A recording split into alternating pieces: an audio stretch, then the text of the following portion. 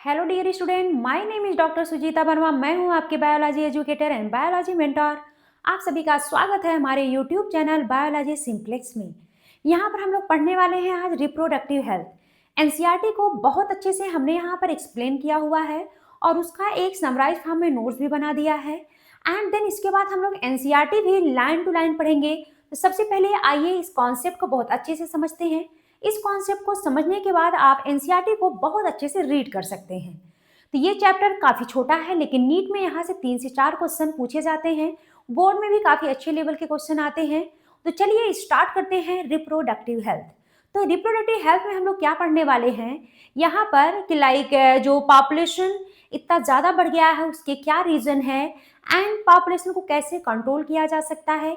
इसके अलावा कुछ एक्शन प्रोग्राम भी चलाए गए और यहाँ पर हम लोग पढ़ेंगे कॉन्ट्रासेप्टिव मेथड्स क्या है, टेम्परेरी मेथड क्या है, परमानेंट मेथड क्या है एंड इनफर्टिलिटी किसे कहेंगे, कैसे इनफर्टिलिटी को ट्रीट किया जा सकता है एंड एमनियोसेंटेसिस क्या है, एमनियोसेंटेसिस से कौन कौन से डिसऑर्डर का पता लगा सकते हैं एंड एमटीपी क्या होती है और कब सेफर है। ये सारी चीजें हम लोग यहाँ पर पढ़ने वाले हैं।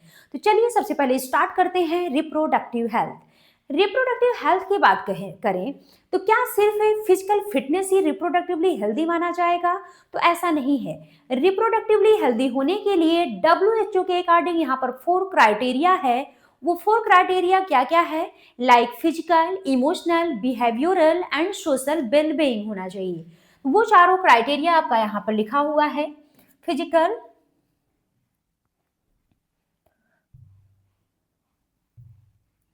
ये है आपका फिजिकल, इमोशनल, बिहेवियरल, सोशल। ये चारों आप ध्यान रख सकते हैं। PEBS।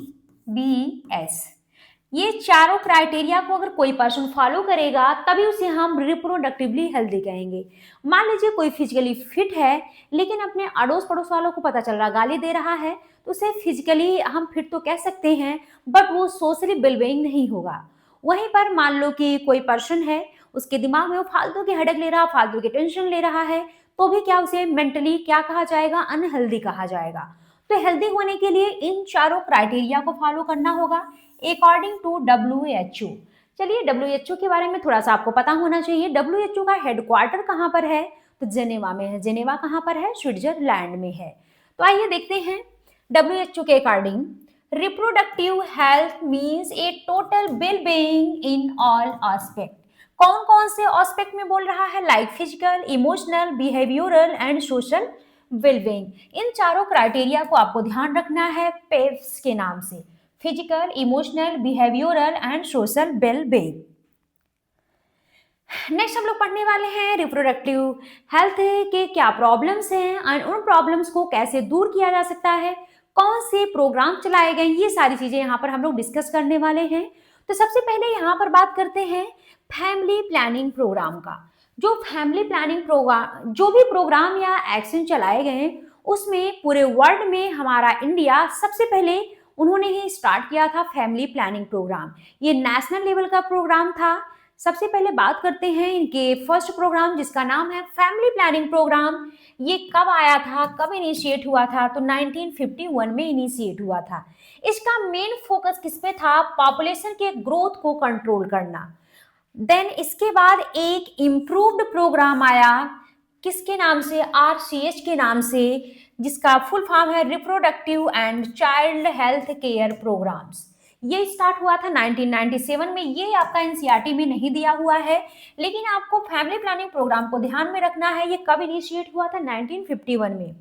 RCH की बात करें तो यहाँ पर लोगों को अवेयरनेस किया गया, सेक्स एजुकेशन के बारे में लोगों को अवेयर किया गया and sexually transmitted disease and इसके अलावा मदर के हेल्थ पर एंड बच्चे के हेल्थ पर सब पर ध्यान दिया गया। तो इसमें ओवरऑल जितनी चीजें हैं वो सब इसमें आ जाएंगी। लाइक बेबी का हेल्थ है, मदर का हेल्थ है एंड जो एडोलेसेंस स्टेज में जो भी चेंजेस आते हैं उन सारी चीजों के बारे में लोगों को बताना, ये सारी चीजें आपका RCH के अंदर आ जाएगा। तो आपका क्लियर हुआ फैमिली प्लानिंग प्रोग्राम कब इनिशिएट हुआ? 1951 में। इसका मेन फोकस किस पे था? पॉपुलेशन ग्रोथ को कंट्रोल करना। एंड देन बाद में जो इम्प्रूव्ड प्रोग्राम आया वो क्या है? RCH है। नेक्स्ट हम लोग सबसे पहले बात करते हैं आपके एनसीईआरटी के अकॉर्डिंग, यहाँ पर हमने नोट किया हुआ है। तो इसके बाद आपका टॉपिक है अम्नियोसेंटेसिस। क्या है अम्नियोसेंटेसिस? अम्नियोसेंटेसिस में फीटल का फ्लूइड लेते हैं, उसमें अम्नियोटिक फ्लूइड रहता है, और ये देखिए ये आपका यहाँ पर फीटस है एंड इसके सराउंडिंग ये देखिए अम्नियोटिक फ्लूइड है, और यहाँ पर इसके कुछ सेल्स भी आपको दिख रहे हैं। ये जो ग्रोविंग बेबी है उसके कुछ सेल्स हैं एंड इसको एक सिरिंज के हेल्प से इसे निकाल लेते हैं अम्नियोटिक फ्लूइड को। इसमें क्या क्या होता है, बेबी के सेल्स होते हैं और भी कुछ सब्सटेंसेस होते हैं। देन क्या करते हैं, इनकी एनालिसिस की जाती है जिससे बहुत सारी चीज़ों के बारे में पता कर सकते हैं। तो चलिए जो अम्नियोसेंटेसिस है ये क्या है, ये देखिए foetal sex and disorder determination test. क्या है ये? Foetal sex and disorder determination test होता है। ये बेस्ड किस पर है? Chromosomal pattern of embryo cells in the amniotic fluid. And then बात करते हैं अम्नियोसेंटेसिस क्या क्या डिटरमाइन करता है। बेबी जो फीटस है उसके सेक्स को डिटरमाइन करता है, मेटाबॉलिक डिसऑर्डर को डिटरमाइन करता है और जेनेटिक डिसऑर्डर को। लेकिन जो सेक्स है फीटस का ये क्या है? स्टेटरी बैन है, इसे हम लोग नहीं कर सकते हैं, ये इंडिया में बैन किया हुआ है। एंड देन इसके अलावा हम बात करते हैं जेनेटिक डिसऑर्डर का। तो जेनेटिक डिसऑर्डर में बहुत सारी डिजीज हैं, लाइक डाउन सिंड्रोम है, एंड इसके अलावा डाउन सिंड्रोम के अलावा आपका है लाइक सिकल सेल एनीमिया है, टर्नर सिंड्रोम है, ये सारी चीजें इससे पता कर सकते हैं। बात करते हैं अम्नियोसेंटेसिस कब कर सकते हैं, तो 15 वीक के बाद करते हैं, लाइक 16 टू 20 वीक का जो गैस्ट्रेशन पीरियड है उस बीच अम्नियोसेंटेसिस करवा सकते हैं। तो ये देखिए हमने यहाँ पर जो डायग्राम बना रखा है, ये बीच में आपको फीटस दिख रहा है, इसके सराउंडिंग ये है अम्नियोटिक फ्लूइड, और यहाँ पर देखिए यहाँ पर क्या है, इस जो ये बेबी ग्रोइंग बेबी है इसके यहाँ पर सेल्स दिख रहे हैं, और ये देखिए बेबी का प्लेसेंटा है, और ये जो आपको दिखाया गया है ये यूटेराइन वॉल है। तो सिरिंज के माध्यम से यहाँ से हम फ्लूइड को ले लेते हैं, उसकी एनालिसिस करते हैं। देन किन चीज़ों का पता लगाया जा सकता है, तो ये आपको ध्यान रखना है। पहली बात तो बेबी के सेक्स को यहाँ पर पता कर सकते हैं जो कि स्टेटरी बैन है, बिकॉज इसका बैन होने का एक रीजन ये भी है कि अगर वो बेबी फीमेल होता है तो उस केस में लोग क्या करते हैं, जो फीमेल बेबी होती है लोग जिनको नहीं चाहिए होता है वो ये वार्न कर देते हैं, या फिर काफ़ी ज़्यादा उसको खतरा होता है, इस वजह से गवर्नमेंट के द्वारा इसे स्टेटरी बैन कर दिया गया है। मेटाबॉलिक डिसऑर्डर भी इससे पता चलेंगे, एंड जेनेटिक डिसऑर्डर में आपको ध्यान रखना है डाउन सिंड्रोम, एंड इसके अलावा आपका टर्नर सिंड्रोम आ जाएगा और सिकल सेल एनीमिया। ये आपके 3 डिजीज जेनेटिक डिसऑर्डर में आ गए हैं जिससे अम्नियोसेंटेसिस से हम पता कर सकते हैं। नेक्स्ट बात करते हैं population stabilisation and birth control. तो इसमें हम लोग सबसे पहले बात करते हैं वर्ल्ड की पॉपुलेशन कितनी है और इंडिया की पॉपुलेशन कब कितनी है। चलिए सबसे पहले बात करते हैं वर्ल्ड की पॉपुलेशन की। तो 1900 में जो वर्ल्ड की पॉपुलेशन थी वो लगभग 2 बिलियन थी, एंड देन 2000 में कितनी पहुंच गई, 6 बिलियन, एंड 2011 में 7.2 बिलियन तक पहुंच गई। एंड देन वहीं पर बात करते हैं इंडिया का। इंडिपेंडेंस डे पर इंडिया की पॉपुलेशन 350 मिलियन थी, एंड 2000 में लगभग 1 बिलियन पहुंच गई, एंड 2011 में 1.2 बिलियन। देखिए इतना ज़्यादा वर्ल्ड का पॉपुलेशन, एंड देन इस वर्ल्ड में देखिए टोटल वर्ल्ड की बात करें तो 7.2 बिलियन, जिसमें से हमारा इंडिया 1.2 बिलियन अकेले है। तो काफ़ी ग्रोथ कर रहा है काफ़ी। और देखा जाए पॉपुलेशन के मामले में तो सबसे पहले चाइना फर्स्ट नंबर पे था, हमारा इंडिया सेकंड नंबर पे था, लेकिन इस समय हमारे इंडिया ने चाइना को भी पीछे छोड़ दिया है। तो चलिए यहाँ पर बात करते हैं अकॉर्डिंग टू 2011 सेंसस के रिपोर्ट के अकॉर्डिंग जो पॉपुलेशन की ग्रोथ रेट है वो लेस देन 2% होता है।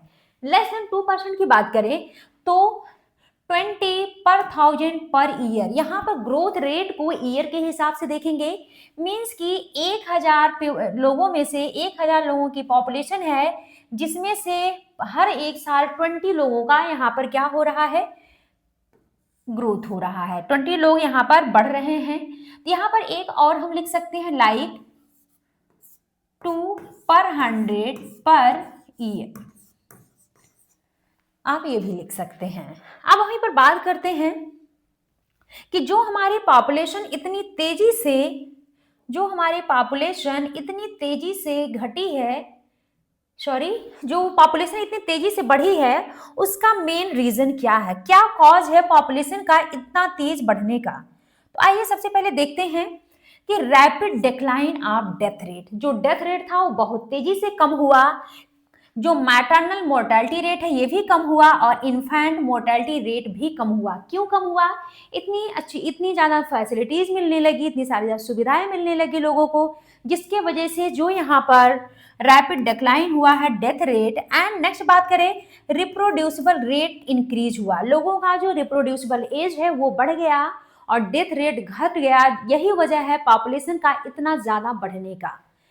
तो आपको यहाँ पर क्लियर हुआ, आपको ये ध्यान रखना है वर्ल्ड की पॉपुलेशन कब कितनी थी एंड कब इंडिया की पॉपुलेशन कब कितनी थी। एंड यहाँ पर अकॉर्डिंग टू 2011 सेंसस रिपोर्ट के अकॉर्डिंग पॉपुलेशन का ग्रोथ रेट कितना है, लेस देन 2%। एंड ये जो पॉपुलेशन के एक्सप्लोजन का मेन कॉज क्या है ये भी आपको ध्यान रखना है, rapid decline death rate and reproducible rate increases. यहीं पे बात करते हैं method to control population explosion. Population explosion को कंट्रोल करने का मेथड क्या है? लाइक जो स्मॉलर फैमिली है उसे क्या करो, मोटिवेट करो और उन्हें बहुत सारे कॉन्ट्रासेप्टिव मेथड्स के बारे में बताओ। वहीं पर यह भी बोला गया एडवर्टाइजमेंट करो, मीडिया में पोस्टर्स लगवाओ और वहां पर इस तरह से दिखाओ कि हैप्पी कपल्स विद 2 चिल्ड्रेन। यहाँ पर हम दो हमारे दो का नारा भी लगाया गया, उस समय स्लोगान दिया गया हम दो हमारे दो, और पोस्टर वगैरह पे भी वहां पर हैप्पी फैमिली दिखाया गया, लाइक हम दो हमारे दो, उसमें एक के पेरेंट्स होते हैं और उनमें 2 बच्चे रहते हैं। इस तरह से दिखाओ कि छोटा परिवार सुखी परिवार। अब यहीं पर बात करते हैं थर्ड, तो many couples mostly young urban working once have even adopted in 1 children norm. Means कि बहुत सारे कपल्स ऐसे थे जिनका 1 चाइल्ड नॉर्म भी लाया गया, लाइक कि एक ही बच्चा, अगर जिनके पास एक बेबी है तो वो एक बेबी को अडॉप्ट कर सकते हैं, इस तरह का 1 चाइल्ड नॉर्म भी उस समय लाया गया था। एंड देन बात करते हैं मैरिजेबल एज का, तो मैरिजेबल एज जो है फीमेल का 18 साल कर दिया गया और मेल का 21 साल कर दिया गया, मैरिजेबल एज को भी यहाँ पर बढ़ा दिया गया। वहीं पर बात किया जाए तो जो स्मॉल फैमिली थी उन्हें इंसेंटिव के बारे में बताया गया, जो कपल्स थे कि उनको ज़्यादा ज़्यादा इंसेंटिव दो, गवर्नमेंट सुविधाएं उनको दो कि अगर छोटा परिवार है तो उन्हें बहुत सारी सुविधाएं मिलेंगी, दे आपको ध्यान रखना है। एंड देन नेक्स्ट बात करते हैं मेथड्स ऑफ बर्थ कंट्रोल, जो कि काफ़ी इंपॉर्टेंट है, इसे आपको बहुत अच्छे से समझना है। बर्थ कंट्रोल के क्या मेथड्स हैं?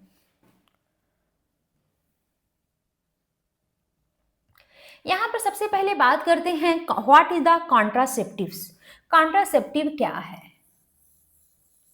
जो कॉन्ट्रासेप्टिव ये क्या है? यह एक डिवाइस होता है जो क्या करता है, प्रिवेंट करता है कॉन्सेप्शन या फिर प्रेगनेंसी को without interfering in the reproductive health of the individual in any way. बिना रिप्रोडक्टिव हेल्थ को नुकसान किए हुए ये जो कॉन्ट्रासेप्टिव मेथड है ये कॉन्सेप्शन एंड प्रेगनेंसी को प्रिवेंट करता है। तो आइए सबसे पहले बात करते हैं क्या कैरेक्टरिस्टिक है आइडियल कॉन्ट्रासेप्टिव होने के लिए, उसकी क्या विशेषताएं होना चाहिए। पहली बात तो यूजर फ्रेंडली होना चाहिए, यूज करने में कोई दिक्कत नहीं होना चाहिए। एंड देन वहीं पर बात करते हैं ये इजीली अवेलेबल होना चाहिए, आसानी से मार्केट में आसपास के बाजारों में मिलनी चाहिए। इफेक्टिव एंड रिवर्सिबल होना चाहिए, या तो यहाँ पर साइड इफेक्ट बहुत कम हो या फिर साइड इफेक्ट हो ही ना। And it also it no interfere and sexual drive या डिजायर के साथ ये कोई भी इंटरफेयर ना करता हो।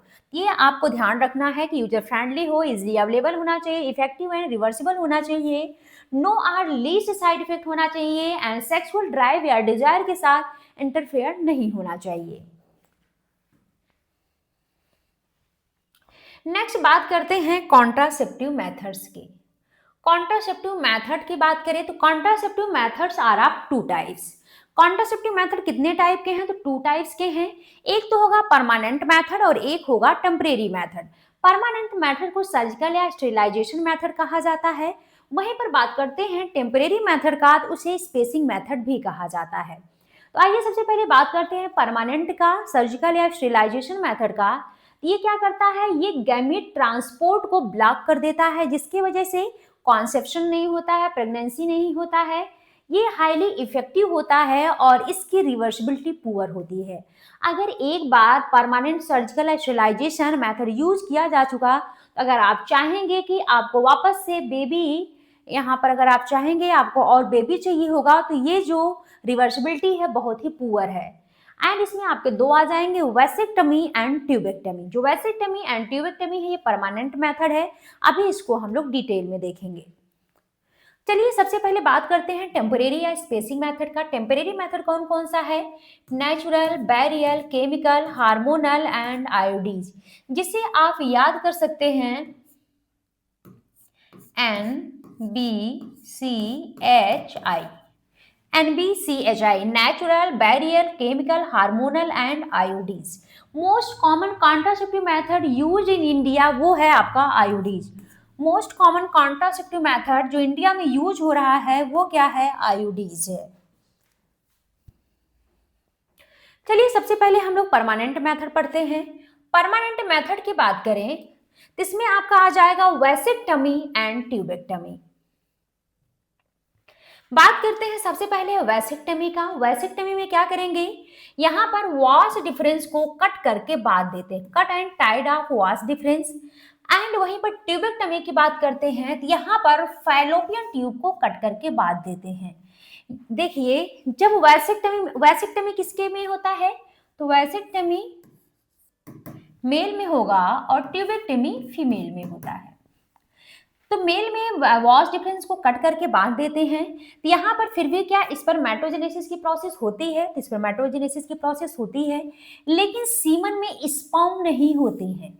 सीमन में स्पर्म इस वजह से नहीं होंगे क्योंकि आपने वॉश डिफरेंस को काट दिया है, तो फिर वहां पर जो सीमन है उसमें स्पर्म काउंट नहीं होगा, जिस कंडीशन को एंजियोस्पर्मिया बोला जाता है। बात करते हैं लिबिडो का, तो लिबिडो प्रेजेंट होगा। लिबिडो क्या है, मेल का जो सेक्सुअल डिजायर या ड्राइव है, तो इस पर कोई इफेक्ट नहीं पड़ता है, ये प्रेजेंट होते हैं। और ये जो वैसेक्टमी है ये करते कैसे हैं, एक स्मॉल कट लगाते हैं। कहाँ पर वो लगाते हैं, स्क्रूटम में, स्क्रूटम रीजन में स्मॉल कट लगा करके और तब वैसेक्टमी करी जाती है। वहीं पर बात करते हैं ट्यूबेक्टमी का। जब ट्यूबेक्टमी में फैलोपियन ट्यूब को कट करके बांधते हैं, तो यहाँ पर क्या फॉलिकल का डेवलपमेंट होता है, तो फॉलिकल का डेवलपमेंट भी होगा, ओवुलेशन भी होगा, मेंस्ट्रुअल साइकिल भी प्रोसीड करेगी, सिर्फ क्या नहीं होगा, तो फर्टिलाइजेशन नहीं होगा। लिबिडो यहाँ भी प्रेजेंट होगा। ट्यूबेक्टमी में यहाँ पर जो कट लगाते हैं वो या तो एब्डोमेन रीजन से करेंगे या फिर वजाइना के थ्रू करेंगे। तो ये आपको ध्यान रखना है कि वैसेक्टमी एंड ट्यूबेक्टमी में क्या प्रोसीजर है और कैसे करते हैं, तो ये आपको ध्यान रखना काफी इंपॉर्टेंट है। एंड देन नेक्स्ट हम लोग बात करते हैं टेम्परेरी मेथड का। तो टेम्परेरी मेथड में सबसे पहले आपका आ जाएगा नेचुरल मेथड। तो नेचुरल मेथड क्या है, देखिए, avoiding the chances of ovum and sperm meeting. Natural method में ओवम एंड स्पर्म के मीटिंग को अवॉइड करना होता है। नेचुरल मेथड कितने टाइप के होंगे, तो 3 टाइप के होंगे। एक मिनट मैं पानी पी लूं।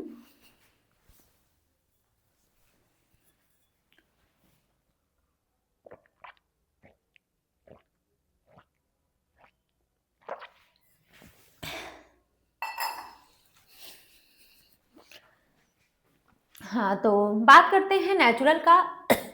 इसमें आपके 3 आ जाएंगे नेचुरल में, पीरियाडिक अब्स्टिनेंस आ जाएगा, विड्रॉल या फिर क्वाइटस इंटरप्टस आ जाएगा और लैक्टेशनल अमीनोरिया आ जाएगा। जिसमें से पीरियाडिक अब्स्टिनेंस का बात करें तो यहाँ पर क्वाइटस या इंटरकोर्स को अवॉइड करना होता है 10 to 17 डेज। मेंस्ट्रुअल साइकिल के 10वें से 17वें दिन के बीच में जो क्वाइटस या इंटरकोर्स है उसे अवॉइड करना होता है, ये फर्टाइल पीरियड माना जाता है। अगर जो है मेंस्ट्रुअल साइकिल 28 डेज का है तो 10 to 17 डेज को क्या करना होता है, अवॉइड करना होता है। नेक्स्ट है विड्रॉल या क्वाइटस इंटरप्टस।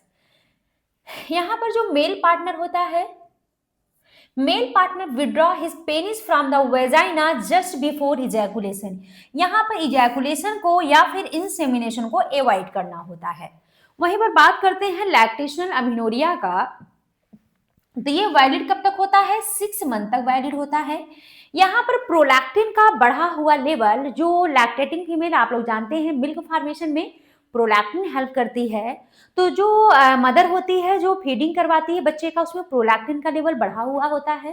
प्रोलैक्टिन का बढ़ा हुआ लेवल जीएनआरएच को सप्रेस कर देता है, एंड जीएनआरएच सप्रेस होता है तो एफएसएच और एलएच सप्रेस हो जाते हैं, जिसकी वजह से फॉलिकुलर डेवलपमेंट नहीं होता है, और जब फॉलिकुलर डेवलपमेंट नहीं होगा तो ओवुलेशन भी यहाँ पर नहीं होगा।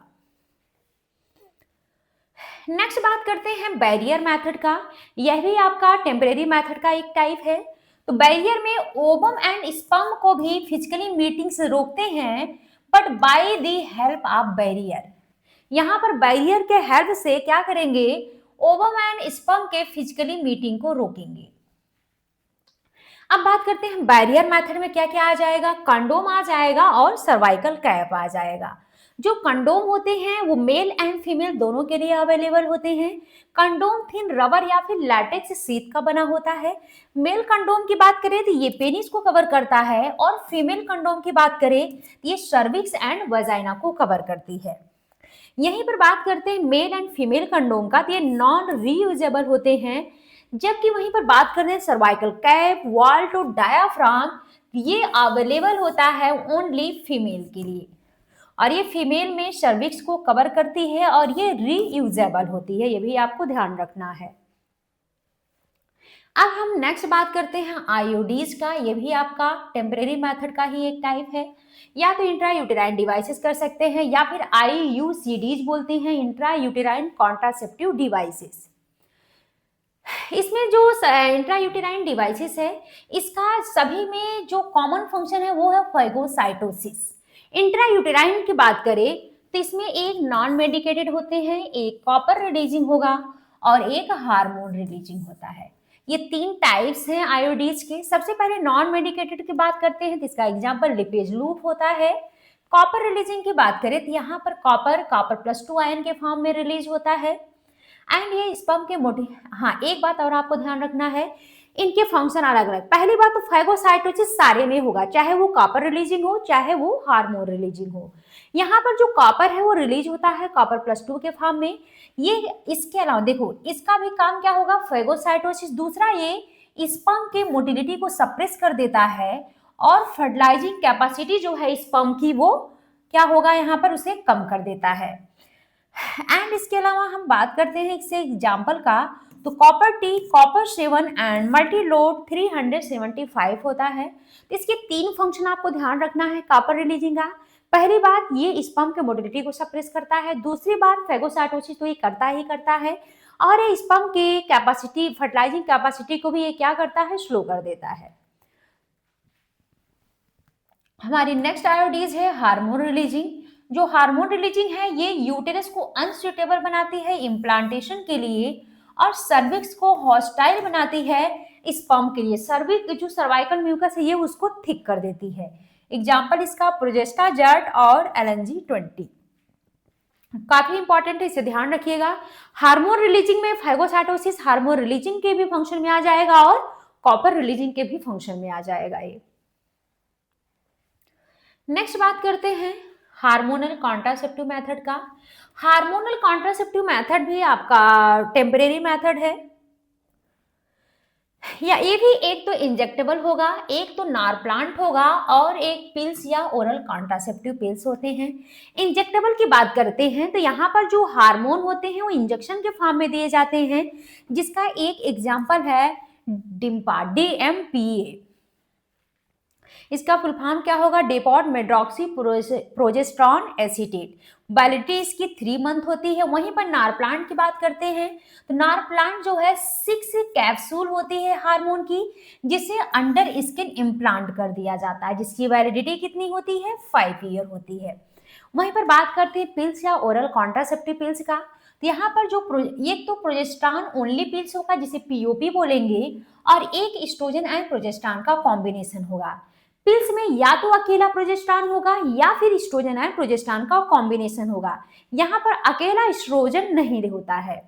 अब बात करते हैं ये जो पिल्स है ये काम कैसे करती है।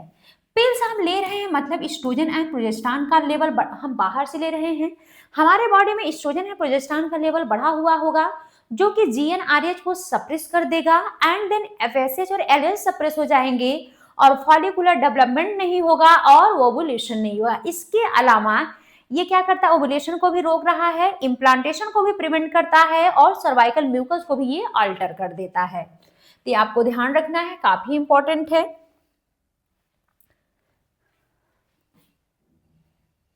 नेक्स्ट बात करते हैं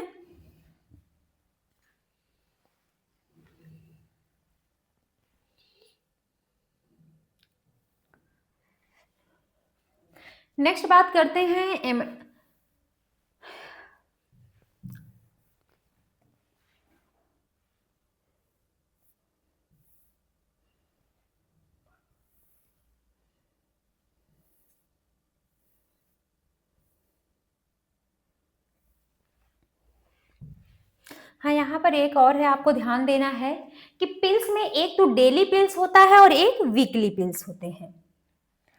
एक डेली पिल्स होगा और एक वीकली पिल्स होगा।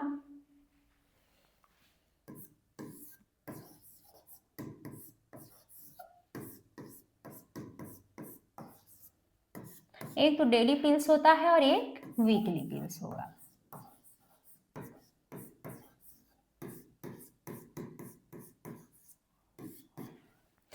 डेली पिल्स की बात करें तो इसमें क्या है कि अगर मान लीजिए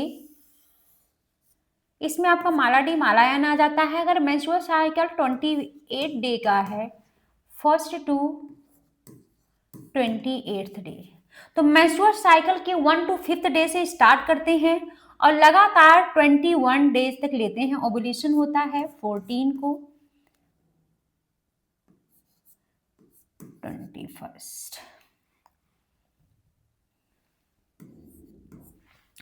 तो ये देखिए जब भी स्टार्ट करेंगे तो लगातार 21 डेज तक का ये पिल्स डेली लिया जाता है, 21 डेज डेली। और यहाँ पर फिर क्या करेंगे, 7 डेज का गैप करेंगे। ये गैप इस वजह से होता है जिससे मेंस्ट्रुअल साइकिल क्या करे, यहाँ पर प्रोसीड करे।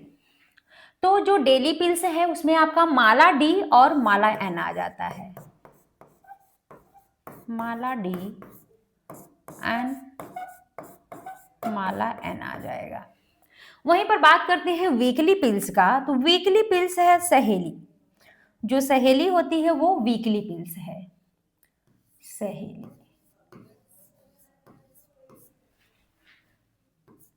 ये ओरल कॉन्ट्रासेप्टिव पिल्स होती है, ओसीपी, ओरल कॉन्ट्रासेप्टिव पिल्स। ये बनाई कहां पर गई, CDRI लखनऊ में बनाई गई।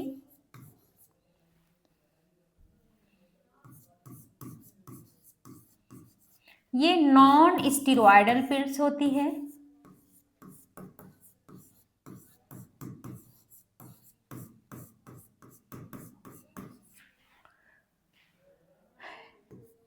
ये नॉन एस्ट्रोजेनिक होती है। एंटी लिखें तो ज्यादा बेहतर होगा, ये एंटी एस्ट्रोजेनिक होती है।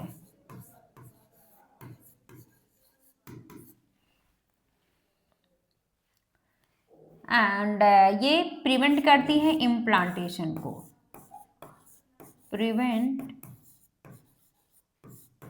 इम्प्लांटेशन। तो ये आपको ध्यान रखना है कौन डेली पिल्स है और कौन वीकली पिल्स है। डेली पिल्स को कैसे लिया जाता है और वीकली पिल्स को वीक में एक बार लिया जाता है।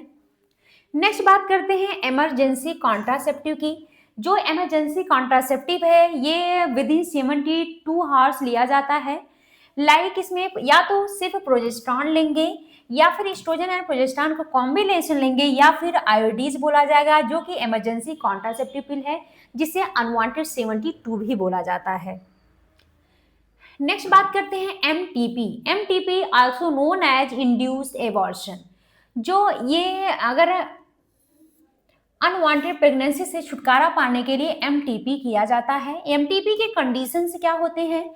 एमटीपी अगर प्रेगनेंसी लीथल हो, घातक हो, चाहे बेबी के लिए घातक हो या फिर मदर के लिए घातक हो या फिर मदर एंड बेबी दोनों के लिए घातक हो, इस केस में एमटीपी परफॉर्म किया जा सकता है। या फिर यूजेनिक्स का केस हो, मीन्स बेबी सिंड्रोमिक हो, या फिर ह्यूमैनिटेरियन या रेप का केस हो, या फिर कैजुअल अनप्रोटेक्टेड सेक्स हो, या फिर फेल्योर ऑफ कॉन्ट्रासेप्शन हो, या फिर लो सोशियो इकोनॉमिक कंडीशन हो, इन केस में एमटीपी परफॉर्म किया जा सकता है। नेक्स्ट बात करते हैं कि एमटीपी लीगलाइज्ड कब हुआ। तो एमटीपी लीगलाइज्ड हुआ था 1971 में। एमटीपी सेफर कब होती है? तो फर्स्ट ट्राइमेस्टर में सेफर होती है 12 वीक तक, और रिस्कियर कब होती है? सेकेंड ट्राइमेस्टर बोले तो 24 week. Legal limit of MTP की बात करें तो पहले 20 वीक था फिफ्थ मंथ, लेकिन अब 24 वीक कर दिया गया है। अब कितना कर दिया गया है? 24 वीक कर दिया गया है। Nearly 45 to 50 million MTP perform हो रहे हैं एक साल में पूरे वर्ल्ड में, जो कि टोटल कंसीव का 1/5 है। 1/5 बोले तो 20%। तो एक साल में पूरे वर्ल्ड में कितनी एमटीपी परफॉर्म हो रही है? तो 45 टू 50 मिलियन एमटीपी परफॉर्म हो रही है, जो कि टोटल कंसीव का कितना है? 1/5 है। नेक्स्ट बात करते हैं इनफर्टिलिटी। क्या है इनफर्टिलिटी? अगर कोई कपल अनप्रोटेक्टेड इंटरकोर्स करता है या फिर जो है क्वाइटस करता है, फिर भी लेडी कंसीव नहीं होती है, तो इस केस में उसे क्या कह दिया जाएगा? इनफर्टिलिटी। मीन्स कोई कपल है, अगर अनप्रोटेक्टेड क्वाइटस करता है या फिर इंटरकोर्स करता है, फिर भी लेडी कंसीव नहीं हो रही है, तो उसे हम क्या कह देंगे कि इनफर्टिलिटी है। इस इनफर्टिलिटी को ट्रीट करने के लिए एक टेक्निक लाई गई जिसका नाम है ART, असिस्टेड रिप्रोडक्टिव टेक्नोलॉजी। जो असिस्टेड रिप्रोडक्टिव टेक्नोलॉजी है ये दो टाइप का होता है। एक तो होगा इन विट्रो फर्टिलाइजेशन और एक होता है in vivo fertilisation. In vitro fertilisation क्या है? इसमें फीमेल बॉडी के आउटसाइड में फर्टिलाइजेशन करवाया जाता है और जाइगोट या एम्ब्रियो को फिर फीमेल के बॉडी में ट्रांसफर किया जाता है। इन विवो में जो फर्टिलाइजेशन है ये फीमेल बॉडी के अंदर होता है। अब बाकी इसमें आपको ये भी ध्यान देना है कि कौन इन विट्रो में आएगा और कौन इन विवो में आएगा। इन विट्रो में आपका जिफ्ट आ जाएगा, जाइगोट इंट्रा फैलोपियन ट्रांसफर और इंट्रा यूटेराइन ट्रांसफर आ जाएगा। एंड इसके अलावा एक है ICSI।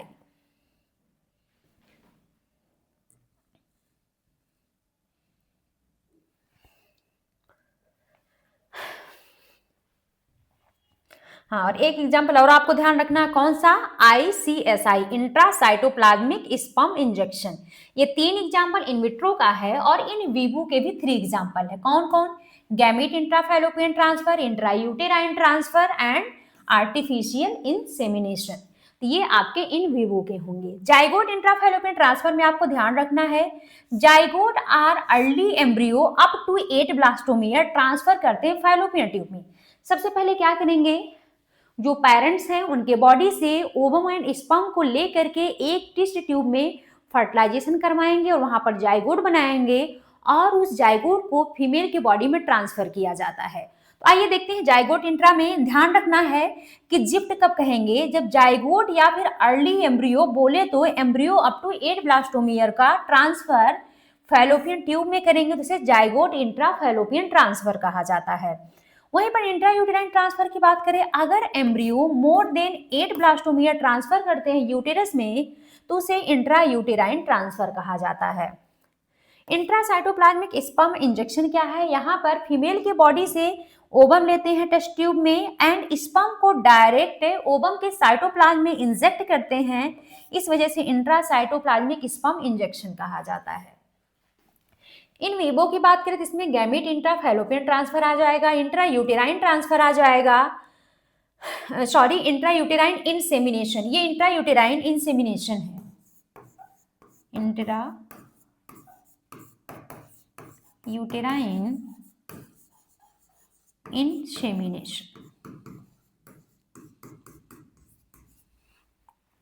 और ये आर्टिफिशियल इंसेमिनेशन है। गैमेट में क्या है कि डोनर फीमेल का ओवम को फीमेल की बॉडी में इंट्रोड्यूस करते हैं, इसे जिस गैमेट इंट्राफैलोपियन ट्रांसफर कहा जाता है।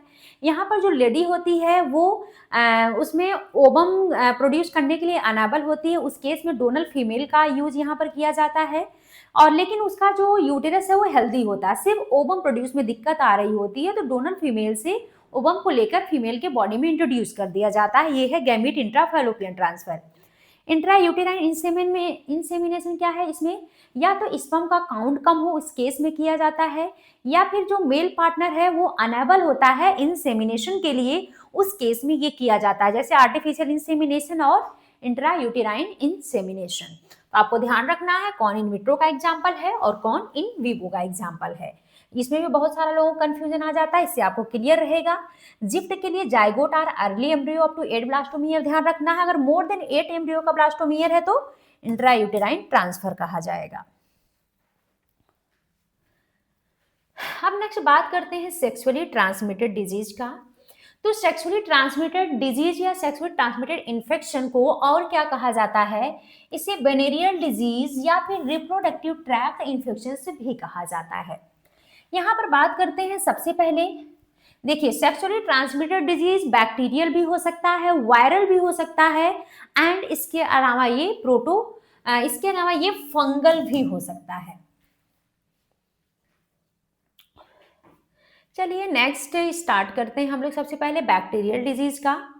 तो जो बैक्टीरियल डिजीज है ये है आपका गुनहुरिया। गुनहुरिया बोले तो निजेरिया गुनहुरिया होगा, ये देखिए कॉजिंग एजेंट निजेरिया गुनहुरिया है। सिफिलिस की बात करें तो कॉजिंग एजेंट ट्रिपोनिमा पैलिडम है। क्लेमाइडियासिस का बात करें तो क्लेमाइडिया ट्राइकोमैटिस है इसका कॉजिंग एजेंट।